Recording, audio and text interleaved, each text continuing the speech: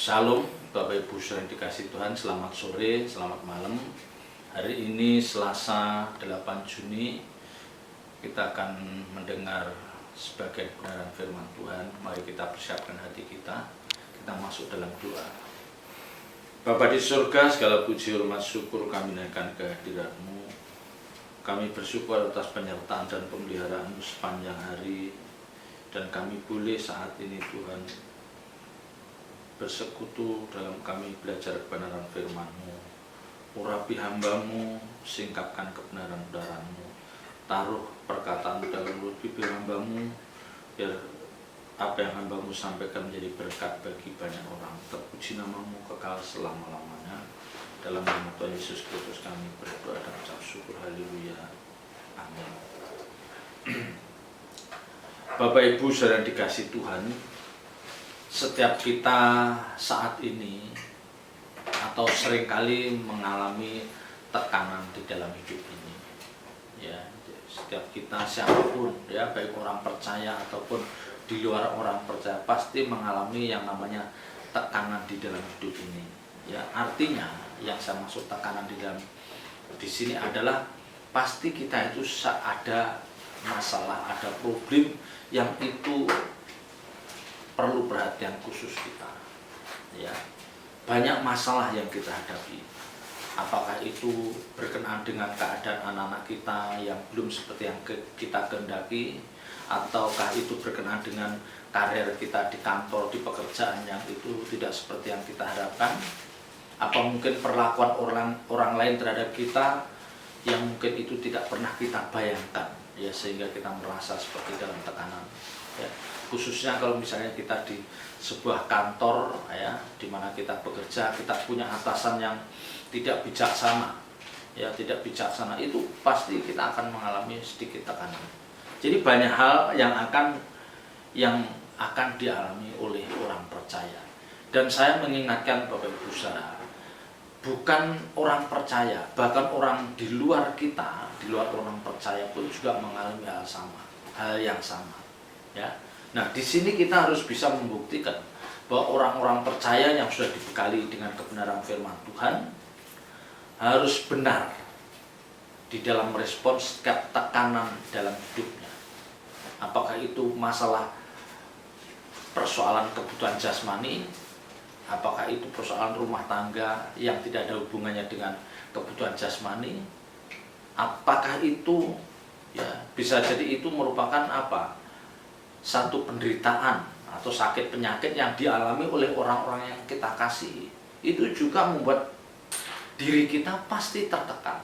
Ya, ada kegelisahan, ada kekhawatiran, itu satu bentuk tekanan. Ya. Dan setiap orang tidak mungkin lepas dari hal ini. Tidak mungkin lepas dari hal ini. Ya. Tetapi saya tidak mengatakan kita harus membedakan apa itu tekanan di dalam hidup ini dan apa itu tanggung jawab kita sebagai, misalnya sebagai kepala rumah tangga, sebagai ibu rumah tangga, sebagai seorang anak yang harus bertanggung jawab untuk masa depannya. Itu harus dibedakan, ya. Ya, tekanan-tekanan yang terjadi dalam hidup kita itu seringkali bukan karena kesalahan kita. Ya, bukan karena kesalahan kita, tetapi itu diizinkan Tuhan terjadi dalam hidup kita. Tetapi kalau tanggung jawab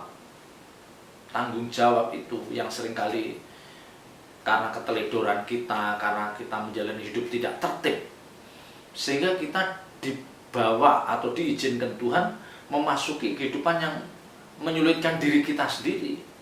Tetapi itu sebetulnya adalah cerminan bagaimana kita itu tidak bertanggung jawab dalam hidup ini. Ya, misalnya ada anak yang karena terjerat pergaulan yang kurang baik, dia kuliahnya nggak lulus, bisa, atau tidak berprestasi dalam bidang akademis, bisa, ya, atau karena dia salah memilih teman, dia bisa, ya, terseret dalam satu kasus yang tidak pernah dia bayangkan. Ini bisa terjadi. Nah, ini adalah kesalahan. Ya, kesalahan dari orang tersebut. Nah, ini harus kita hindari. Kita harus tahu mana tanggung jawab kita selesaikan dengan ya, dengan bijaksana kita tunjukkan bahwa kita orang-orang yang bertanggung jawab. Tetapi kalau toh itu sudah kita lakukan dengan baik, ternyata kita mendapatkan masalah juga dalam hidup ini, yang saya katakan tekanan, ya, dan itu diizinkan Tuhan.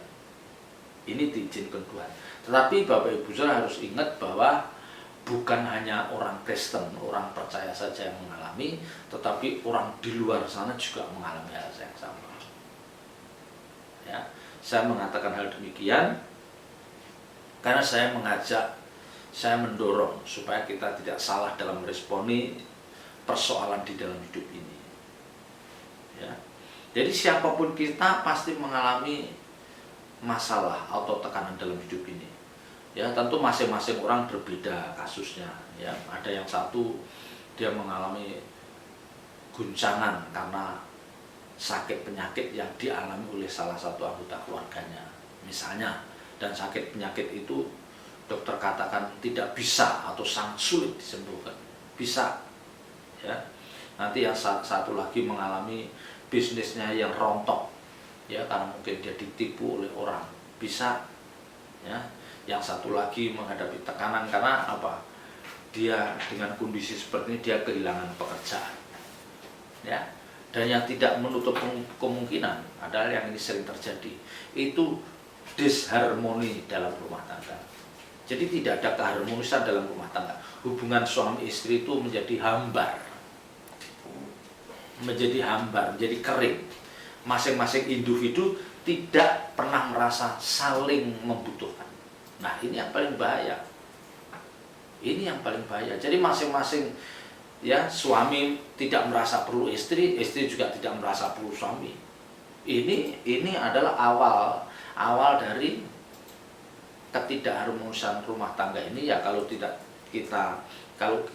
kita respon dengan benar, ini bisa membawa kehancuran dan ini bisa menyeret rumah tangga itu, anak-anaknya ikut. Nah, ini jangan sampai terjadi, ya, ini jangan sampai terjadi. Makanya kan kita sering melihat, ya, pasangan hidup itu mengkhianati, ya, dia selingkuh dengan wanita lain, selingkuh dengan pria lain, itu sering kita dengar. Dan ini yang buat tekanan, yang buat justru kondisi ini yang buat tekanan dalam hidupnya itu berat. Ya, kalau masih kekurangan keuangan itu masih bisa diatasi, tetapi kalau sudah nyangkut itu sulit diatasi, ya. Bukan tidak bisa, tetapi perlu, ya, perlu ada mediasi orang lain yang dihadirkan untuk membawa persoalan itu bisa terselesaikan dengan baik, ya. Tetapi yang hendak saya tekankan di sini adalah bagaimanapun Bapak Ibu Saudara mengalami ketidaknyamanan dalam hidup ini karena tekanan-tekanan itu, karena masalah-masalah itu, karena pergumulan-pergumulan itu, jangan kita kehilangan hasrat. Jangan kita kehilangan hasrat, jangan kita kehilangan gairah untuk menemukan Tuhan. Jangan kita kehilangan hasrat. Jangan ada kita kehilangan gairah untuk menemukan Tuhan. Dan ini hal yang paling penting yang harus ada dalam diri setiap orang percaya. Ya, sekali lagi saya ingatkan, apapun masalahnya Bapak Ibu Saudara, sebagai orang percaya, mencari dan menemukan Tuhan itu harus menjadi agenda utama di dalam hidup kita. Ya, itu harus menjadi prioritas utama di dalam hidup kita. Ya, itu nanti bisa diwujudkan, ya, diwujudkan dalam bentuk apa? Seriusnya kita mengikuti ibadah, mendengar firman Tuhan, ya, gairah kita untuk selalu membangun intimasi dengan Tuhan lewat mezbah doa pribadi. Nah, itu ditunjukkan, ya. Karena seberat apapun persoalan hidup yang kita hadapi, yang dihadapi orang percaya, selama dia masih melekat dengan Tuhan, masih memiliki hubungan yang baik dengan Tuhan, pasti Tuhan akan memberikan jalan keluar. Saya terlalu yakin Tuhan pasti tidak akan mempermalukan Bapak Ibu Saudara dan saya. Sekalipun masalah itu mungkin kesalahan kita, bisa itu kesalahan kita. Tetapi ketika kita menyadari hal ini, kita insaf dan kita menghampiri hadirat Tuhan, kita berlutut di kaki Tuhan, Tuhan pasti akan mengajar kita. Ya, memang Alkitab katakan apa yang kita tabur itu yang akan kita tuai. Itu pasti. Yang kita tabur itu akan kita tuai. Itu pasti. Ya, itu pasti. Tetapi akan berbeda kalau orang itu memang ada pertobatan, ya, ada penyesalan yang mendalam. Ada penyesalan yang mendalam. Itu pasti dia menuai, tetapi tidak terlalu hebat seperti membakar dalam hidupnya, enggak. Tapi tetap dia akan menuai. Ya. Kalau kita lihat di dalam Mazmur pasal 28, Mazmur pasal 28 ayat 6 dan 7 dikatakan, Mazmur 28 ayat 6 dan 7, terpujilah Tuhan karena Ia telah mendengar suara permohonanku. Tuhan adalah kekuatanku dan perisaiku, kepadanya hatiku percaya. Aku tertolong, sebab itu beria di hatiku, dan dengan nyanyianku aku bersyukur kepadanya. Ya, ini pemazmur ini mengatakan, ya, ini Mazmur Daud, ya, ini kan Mazmur 28 yang nulis Daud, di perikopnya Tuhan perisaiku. Ya. Jadi dikatakan terpujilah Tuhan karena Ia telah mendengar suara permohonanku. Nah, ini yang mau saya persoalkan, yang saya bahas adalah bagaimana suara Bapak Ibu Saudara itu bisa didengar Tuhan. Ya. Pemazmur ini, Daud ini kan mengatakan terpujilah Tuhan karena Ia telah mendengar suara permohonanku. Jadi dia merasa bahwa suaranya didengar Tuhan. Maka dia mengatakan terpujilah Tuhan. Ya, pemazmur ini mengakui, ya, dia meyakini, dia merasa bahwa suaranya didengar Tuhan. Nah, saya mengingatkan, ya, kebenaran ini sebetulnya ini menjadi kekuatan bagi Bapak Ibu Saudara dan saya sebagai orang percaya. Ini kekuatan. Ya. Bagaimana suara Bapak Ibu Saudara dan saya sebagai orang percaya yang adalah diproyeksikan sebagai anak-anak Allah, suara kita itu didengar oleh Bapa di surga di tempat, ya, Bapa di surga yang bertata di terang tak terhampiri, itu mendengar suara kita. Paham maksud saya? Ya. Bagaimana doa kita, seruan kita, rintihan kita, keluh kesah kita itu didengar oleh Tuhan. Ya. Dan pemazmur ini katakan terpujilah Tuhan karena Ia telah mendengar. Jadi pemazmur ini sukacita karena dia punya keyakinan bahwa dia mendengar suatu suara permohonanku. Ya, Tuhan mendengar permohonan umatnya. Ya, kalau Tuhan mendengar seruan atau doa umatnya, karena apa? Karena umat itu sudah sering menaikkan doa pujian, doa sering, pagi malam. Jadi suaranya dikenal oleh Tuhan. Ya, coba kalau kita punya akrab dengan salah satu ponakan, ya, kita akrab banget, bukan anak nih, ponakan, anak kakak kita atau anak adik kita. Kalau kita akrab, dari jauh deh kita udah tahu itu suaranya si A, itu suaranya si B. Tapi kalau kita tidak akrab, ketemu hanya sekali, 2 kali dalam setahun, itu lewat di samping kita nggak melihat wajahnya, dia ngomong kita nggak tahu ini suara siapa. Ya. Tapi kalau kita itu dekat dengan salah satu ponakan, kita tahu, oh itu suaranya si Aldi, oh itu suaranya si Nina, tahu, mengenal. Ya. Nah, saya hendak mengatakan bahwa mari Bapak Ibu Saudara, kita itu membiasakan diri berbicara, bercakap-cakap dengan Tuhan lewat perkataan kita. Ya, makanya kalau doa itu kita harus buka mulut, haleluya, nggak apa-apa, haleluya, haleluya, puji Tuhan. Tapi kita mengeluarkan suara, ya. Dan ini yang menjadi tanda, oh suara ini selalu setiap jam 5 pagi, selalu setiap jam 9 malam, suara ini aku dengar. Dan Tuhan pasti tahu, oh ini si A, ini si B. Ya.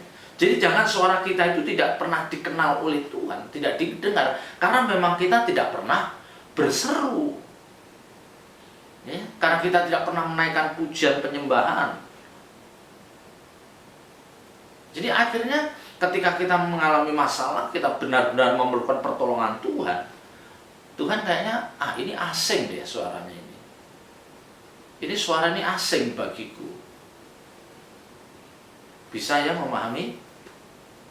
Jadi mari kita membuat suara kita itu tidak asing bagi Tuhan. Ya. Suara kita itu tidak asing bagi Tuhan, sehingga ketika kita menaikkan pujian, menaikkan penyembahan, menaikkan doa, Tuhan langsung tahu ini anakku. Dia setia menaikkan doa penyembahan. Ini yang penting, ya. Jadi jangan sampai suara kita itu tidak dikenal oleh Tuhan, nggak familiar. Ya, ini yang saya katakan, lewat kebenaran ini kita diajar untuk kita selalu membangun hubungan dengan Tuhan. Ya, memang kita tidak melihat, ya, dan Alkitab katakan kita tidak akan pernah melihat Allah Bapa yang bertata di terang tak terhampiri, karena kemuliaannya itu yang memancarkan cahaya kemuliaan itu, yang tidak mungkin kita bisa menatap wajah Allah Bapa. Yang Alkitab katakan nanti kita melihat Tuhan Yesus, kita melihat Tuhan Yesus seperti kita melihat Allah Bapa. Ya, jadi Bapak Ibu Saudara, mari kita renungkan ya. Kita renungkan. Pernah nggak Bapak Ibu Saudara menaikkan pujian penyembahan dengan mulut yang terbuka, dengan suara yang cukup jelas, cukup lantang? Ya. Kalau itu saja kita malas melakukan, bagaimana Tuhan mau mendengar seruan kita? Bagaimana Tuhan mau mendengar doa kita? Ya, ini penting Bapak Ibu Saudara, karena pengenalan Allah dari setiap kita itu perlu. Bukan Allah tidak mengenal kita, bukan Allah tidak tahu kita. Oh, tahu, tetapi beda kalau suara tak, wah ini saya sangat familiar dengan suara ini. Ya, ini yang menjadi perhatian Bapak Ibu Saudara dan saya. Ya, kita itu kalau nggak begitu akrab sama saudara, sekalipun dia ponakan, kalau kita nggak terlalu akrab, kita kalau dia minta tolong kan kita agak ogah-ogahan, ya, karena dia seringkali tidak terlalu peduli sama kita, ya, dekatnya kalau mau minta tolong, dekatnya kalau mau minta bantuan, nah itu kan enggak terus. Tapi kalau sama ponakan kita yang memang dekat sekali, dia belum ngomong pun kita udah tahu bahwa kamu perlu ini, kita udah siap bantu. Sama Tuhan juga begitu. Hubungan yang baik itu menentukan perlakuan orang itu terhadap kita. Sama, hubungan kita yang baik dengan Tuhan itu menentukan perlakuan Tuhan terhadap kita. Jangan kita minta diperlakukan baik, minta diperlakukan yang istimewa oleh Tuhan, tetapi kita tidak pernah membangun hubungan yang baik. Tidak masuk akal kan? Ya, ya, paham maksud saya? Maka saya akan terus menyuarakan bangun hubungan intimasi dengan Tuhan sebaik-baiknya. Ya. Jadi kalau kita memahami kebenaran ini, sejatinya persoalan hidup kita itu tidak begitu membebani kita. Ya, coba kita lihat di dalam Hosea pasal 4. Hosea pasal 4 ayat 6. Umatku binasa karena tidak mengenal Allah. Karena engkaulah yang menolak pengenalan itu, maka aku menolak engkau menjadi imamku. Dan karena engkau melupakan pengajaran Allahmu, maka aku juga melupakan anak-anakmu. Ini jelas dikatakan, umatku binasa karena tidak mengenal Allah. Ya. Jadi apa yang saya sampaikan dari awal, segala problem masalah yang oleh orang percaya, itu akan terselesaikan pada waktunya dengan sangat baik atau dengan cukup baik sepanjang kita tidak mengalami, ya, kita tidak ada kendala hubungan kita dengan Tuhan. Ya, jadi pengenalan kita akan Allah itu menentukan jalan keluar yang kita ambil untuk menyelesaikan masalah itu. Karena Tuhan pasti menuntun. Ya. Jadi mengenal Allah yang adalah pemilik kehidupan itu mutlak. Karena segala kuasa ada dalam tangannya. Dia yang berdaulat penuh atas hidup Bapak Ibu Saudara dan saya. Ya. Jadi sejatinya Bapak Ibu Saudara, ketika hubungan kita dengan Allah itu tidak ada masalah. Ingat, ketika hubungan kita dengan Allah itu tidak ada masalah, maka masalah yang kita hadapi itu sebenarnya biasa-biasa saja. Ya, itu bukan masalah besar, itu bukan masalah yang rumit. Sepanjang hubungan kita dengan Allah itu nggak ada masalah, jadi berjalan dengan baik. Ya, jadi yang menjadi persoalan adalah bagaimana kita menciptakan hubungan dengan Allah itu supaya baik dan tidak bermasalah. Itu masalahnya. Ya, jadi bagaimana, ya, yang menjadi persoalan adalah bagaimana kita menciptakan hubungan kita dengan Allah itu begitu baik, ya, dan tidak ada masalah. Dan ini letak sulitnya kebanyakan orang. Ini letak sulitnya di sini. Dia sulit untuk menciptakan hubungan dengan Allah itu seharmonis mungkin, sulit. Ya. Hubungan antara dua pribadi itu akan berjalan dengan lancar, berjalan dengan baik kalau apa? Kalau tidak ada saling melukai. Ya, tidak ada saling melukai, tidak ada saling merendahkan, meremehkan, tidak saling menyakiti, itu pasti baik. Apalagi kalau hubungan kita dengan Allah yang jauh lebih tinggi dari kita. Ya, kalau kita tidak pernah melukai hati Tuhan, kita tidak pernah melukai hati Allah. Ya, kita tidak pernah membuat Allah berduka, maka Allah pun nggak akan membuat kita menderita, kita berduka, nggak mungkin. Hubungan itu akan dijaga.